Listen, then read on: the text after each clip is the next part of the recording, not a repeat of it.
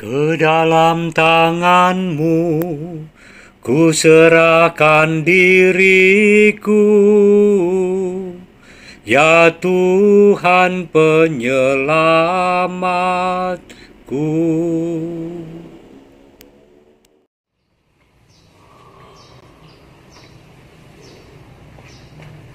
Kalau ke daerah itu bawaannya begini, seperti orang Bukalapak.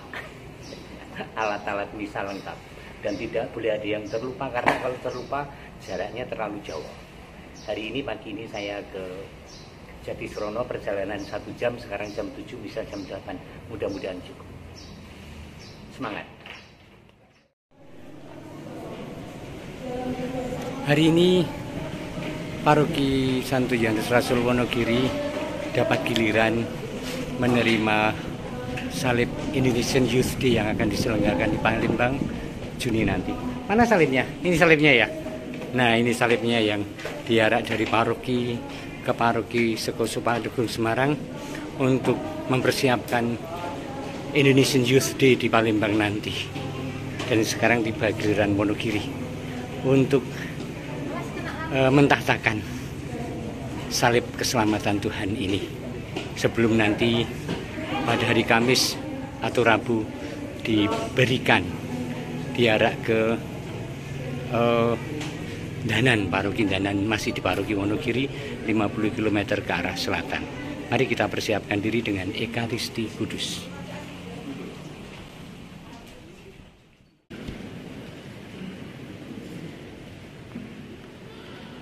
Saudari-saudara yang dikasihi Tuhan, ketika Anda mengalami kegembiraan, ada banyak kemudian respon dari diri kita. Di antaranya adalah ingin bercerita, ya kan? Karena gembira aku ingin menceritakan kepada siapapun bahwa aku sedang beruntung, bahwa aku sedang diberkati, bahwa aku sedang menemukan apa yang aku dambakan, bahwa aku mengalami peristiwa seperti ini. Orang yang menemukan jodoh dan merayakan pernikahannya, kemudian mengundang tamu-tamu kenalan dan saudaranya untuk hadir dalam perjamuan bersama. Saya melihat contoh-contoh undangan untuk resepsi itu, diantaranya kami sekeluarga dengan sangat menanti kehadiran Anda untuk perjamuan sederhana bersama. Keren. Jadi sebenarnya kalau kita menerima undangan untuk pernikahan, kuwi ora sambat. Bukan aduh undangan meneh, nyumbang meneh. Enggak, itu sungguh-sungguh undangan untuk makan bersama, untuk menikmati sukacita karena dua orang telah dipertemukan dalam sakramen perkawinan, dan mohon doa restu Anda yang datang itu.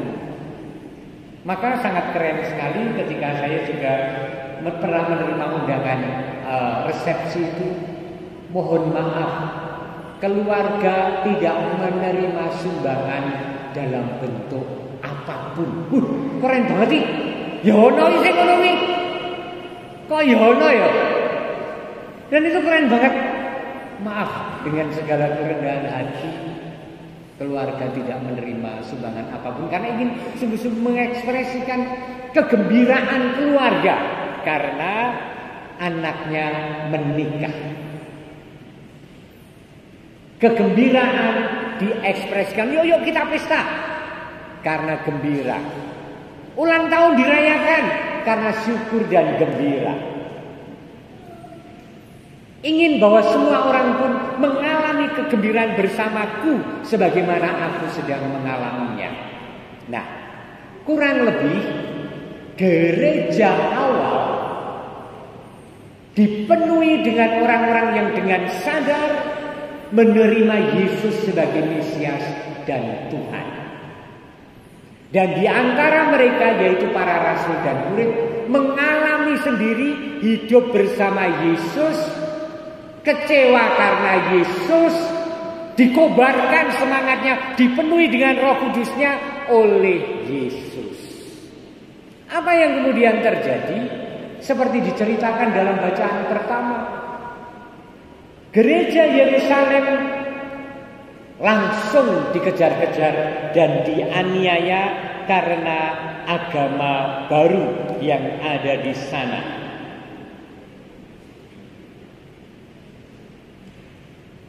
Tetapi para murid tidak takut. Mereka lari ke kota lain bukan karena takut sekali lagi, tetapi karena gembira dan eman-eman. Kegembiraan ini nek ora tak serengke, kalau tidak saya ceritakan, kalau tidak saya titipkan, kalau tidak saya tularkan pengalaman ini, pengalaman iman ini kepada sesama, supaya setiap orang memperoleh keselamatan. Maka para murid disebar kemana-mana. Waktu terjadi penganiayaan terhadap jemaat di Yerusalem, penganiayaan, dianiaya, serem itu, dianiaya itu. Filipus pergi ke suatu kota di Samaria dan memberitakan Mesias kepada orang-orang di situ. Pergi bukan untuk takut dan sembunyi, untuk bercerita karena gembira, karena mengalami Yesus yang wafat dan bangkit, karena Roh Kudus yang dicurahkan. Ketika orang banyak itu mendengar pemberitaan Filipus dan melihat tanda-tanda yang diadakan, mereka semua menerima apa yang diberitakannya itu dengan bulat hati. Mereka itu menerima kabar sukacita. Oh gitu tau gitu loh, ikut. Aha, gitu kan. Wow, aku juga ingin mengalaminya. Dan mereka dalam keterbukaan diri mengalami apa yang dialami Paulus, Petrus, Yohanes dan seterusnya. Nyetrum. Dan itu sampai hari ini saya dan Anda adalah orang-orang yang mengalami dicintai Allah melalui Paskah, melalui Yesus yang wafat dan bangkit. Semoga roh yang sama nyetrum dalam hidup kita, mengobarkan semangat kita untuk bercerita, untuk mewartakan, untuk menjadi saksi dari Allah yang mencintai, Allah yang baik, Allah yang murah hati, Allah yang berbelas kasih, Allah yang mengampuni, Allah yang maha baik itu. Maka ketika mereka bersukacita menerima kabar keselamatan, ketika para rasul kemana-mana dan membangun jemaat kelompok-kelompok, dan kemudian mereka memuji Tuhan dengan sukacita dalam ibadah-ibadah dan perjumpaan, mereka pun tidak asal-asalan euforia. Karena dalam bacaan kedua, Petrus mengingatkan para jemaat, bersiap sedialah setiap saat untuk memberi pertanggungjawaban kepada tiap-tiap orang yang meminta diri kamu tentang pengharapan yang ada padamu. Tetapi semuanya itu harus kamu lakukan dengan lemah lembut dan hormat, dengan hati nurani yang murni, supaya karena hidupmu yang saleh dalam Kristus, mereka yang memfitnah kamu menjadi malu karena fitnahan mereka itu. Jadi ketika kita mengalami hal yang baik, kemurahan hati Allah yang menyelamatkan, saya pun bertanggung jawab atas apa yang saya terima, dan saya memberitakan dan saya memberi kesaksian tentang Allah dalam hidup saya yang dipenuhi dengan sukacita, optimis, berani, tidak ngelukro, tetapi berkobar-kobar terus karena roh Allah yang ada dalam diri kita. Secara bertanggung jawab, tingkah laku yang baik. Pasti Anda tahu, tetangga-tetangga kita itu seringkali tidak rela kalau kita itu berwatak biasa atau bahkan berwatak buruk dibanding tetangga lain. Mbok menawa nek tetangga lain iki seolah-olah rapopo biasa. Nek iki sing nindakake wong Katolik dadak ditambahi kamangka Katolik lho. Jebule keluarga kae yo padu terus kamangka Katolik lho. Itu yang ngomong bukan orang Katolik, orang lain. Tetapi kalau Katolik yang melakukan hal yang tidak baik, mereka akan memberi catatan padahal Katolik lho. Ketika ada penangkapan oleh KPK seorang koruptor misalnya, ada namanya Baptis Dogumon, jebule Katolik lho. Aneh loh ini suatu apresiasi pada moralitas kekatolikan, pada kesalehan kekatolikan pada umumnya yang diperjuangkan oleh orang, yaitu kita semua. Maka kalau ada cacat-cacat kecil, seolah-olah orang tidak rela bahwa itu dilakukan oleh penderek dalam Gusti. Ini keren loh, ya keren sekali. Maka saudari-saudara, ayo jangan lelah, jangan bosan, apalagi tutup mulut dan diam diri untuk tidak bercerita pada siapapun tentang iman kita yang lahir dari kegembiraan. Saya harap yang ada di sini adalah orang-orang yang gembira, merasa dicintai Tuhan sedemikian rupa.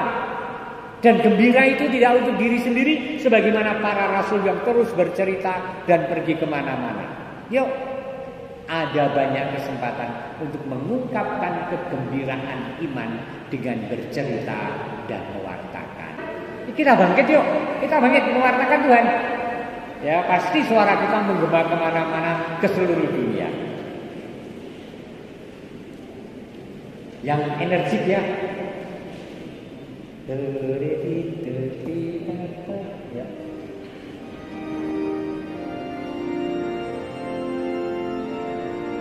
Kristus bangkit, Kristus